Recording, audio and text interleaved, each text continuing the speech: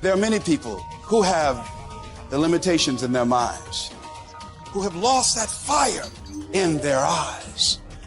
Most people, ladies and gentlemen, go to their graves living a life far below their potential.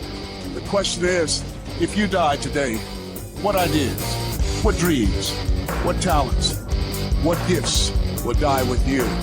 You have the ability to do more than you can ever begin to imagine.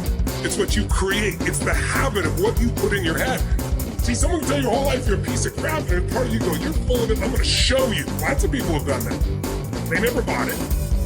Or someone tell you you're beautiful your whole life, you go, I'm not really beautiful. So what people tell you doesn't matter at all. It's what you stack. It's what you assemble. You need to believe and know that you're one decision, one relationship, one meeting, one book, one thought, one something away from a completely different life. It's an effort play. If you don't have self-confidence, you've never kept the promises you make to yourself. Check that box. If you have self-confidence, you've started to keep the promises you make to yourself. So if I'm going to get up and I'm going to work out, I'm going to do 10 reps in the gym, I do one more. If I'm going to do 45 minutes on the treadmill, I do one more. If I want to make 10 contacts in a day, I do that and one more. There's a lot of times where I don't know how I'm going to move forward, but I ask myself one question: can you take another step? And that answer is always yes. You're passing through that keyhole.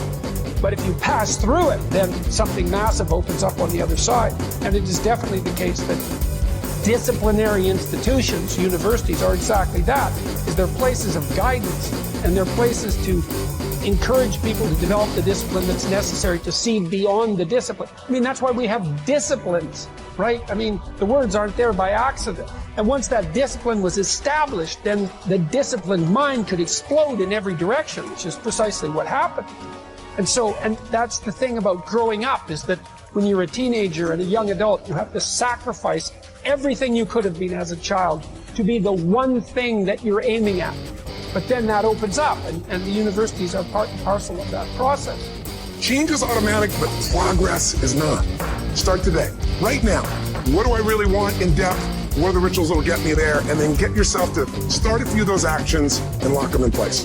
If you make the changes in yourself, you're going to be proud, and no amount of money or accolades from other people can mirror the feeling of being proud of knowing you've taken back control of your life.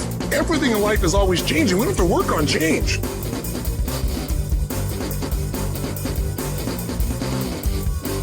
The major key to the good life. Every day in 1,000 different ways, we are trying to improve ourselves by learning how to do things.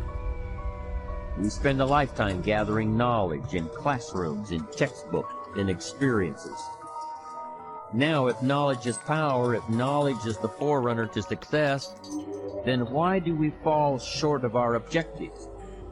Why, in spite of all our knowledge and in spite of our collective experiences, do we find ourselves aimlessly wandering, settling for a life of existence rather than a life of substance? There may be many answers to this question. Your answers may be different than your associates or your spouses or your friends. The fundamental answer is the absence of discipline.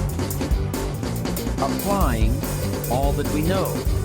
Discipline. Self-discipline. We might add one more word here: consistent. Consistent self-discipline. It doesn't really matter how smart you are or how much you know if you don't use it. And once you're disciplined, like you're like a sharpened sword, man, like a well-tempered blade, and then you can go out there and operate in the world. The reason that discipline is necessary is because you're a mass of competing short-term interests. And so the question is then, well, which short-term interests should win out? And the answer to that is none of them. They need to be organized into a hierarchy that makes them functional across time and across individuals. They're really simple things you do right now to change your life. You can go to experience it that day, and then you get momentum. Day 1, day 2, day 3, day 4, and all of a sudden now what used to be hard to do is easy to do. And I think for anyone, you got to understand anyone can learn anything. And I'm just not willing to settle for a life without passion and aliveness. That's just like there's so much to learn, there's so much to grow. And then my view is what's next is always better. If I make it so, it's my job to make it so.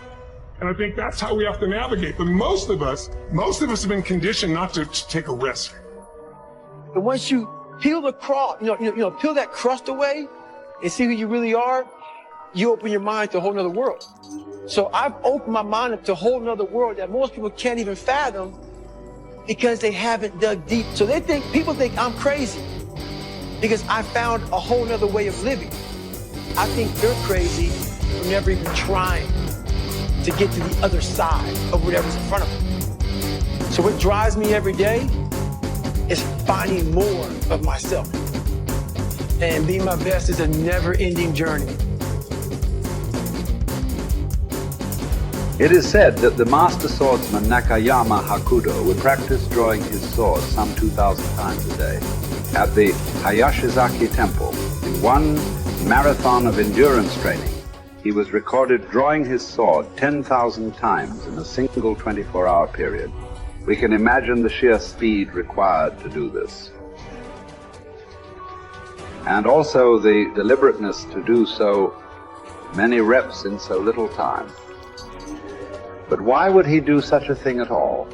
Because, as Octavian's teacher Arrius Didymus said, practice over a long time turns into second nature. We don't rise to the occasion, we fall to the level of our training. The samurai Musashi was once challenged by a warrior named Miyake Gunbei, a man who thought himself one of the best in the world. On his third attack, frustrated by his lack of success, Gunbei charged at Musashi in an aggressive lunge. Musashi, having prepared for this exact scenario countless times, replied, "That is not what you should do," then parried the blow with one sword and watched as the man gashed his own cheek against Musashi's other sword. How had he known? Practice. Chotan Siki Ren was Musashi's phrase. Training from morning to night. Oh, you've done that. Okay, do it some more. And after that, more. 1,000 days of training to develop. Musashi would write 10,000 days of training to polish.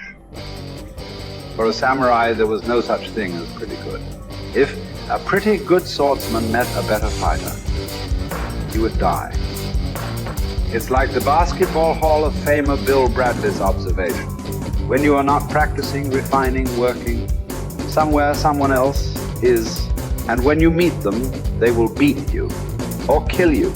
Gunbei was lucky enough to learn this lesson and live to tell about it. In fact, after Musashi treated the man's wound, Gunbei accepted that he was outmatched and became Musashi's student, training and practicing under him until he was no longer prone to the mistakes that come from such rashness. Look, this is not a drill. There is no greatness without practice. Lots of practice. Repetitive practice. Exhausting, bone-crunching, soul-crushing practice. And yet, what emerges from this practice is the opposite of those three feelings. Energy. Strength, confidence, you deserve that. Yes, your body will burn, but that's the evidence. From that burning comes real heat you can apply to your craft, to your work, to your life. The cellist Pablo Casals practiced continually late into his life, even long after he was widely considered a master, because he believed he was still making progress. In fact, we might say that progress and practice are synonyms. You can't have the former without the latter. And the latter is worthless without the former. Drawing the sword from the scabbard, thrusting, blocking. To build up your stamina for those skills, you lift weights, you do conditioning. To put it all together, you spar. It's the same with music. You can jam with other talented musicians. You can put all those sessions together to learn new songs. But before all that, as Casals did, you can simply practice your scales in your bedroom for hours upon hours. What are those scales for you? You better know, and you better be doing them. No matter what you do, practice will make you better. Florence Nightingale wanted young nurses to understand that nursing was an art that required as hard a preparation as any painter or sculptor's work. Churchill spent many evenings practicing his impromptu performances. Only you know what it will look like to train in your art like a samurai, an Olympic athlete, a master in pursuit of excellence. Only you will know what you need to practice from morning until night, what to repeat 10,000 times. It won't be easy, but in that burden is also freedom and confidence. The pleasure of the flow state, the rhythm of second nature, the quiet calmness of knowing that from the practice you'll know exactly what to do when it counts. The pride and the dependability of doing it too.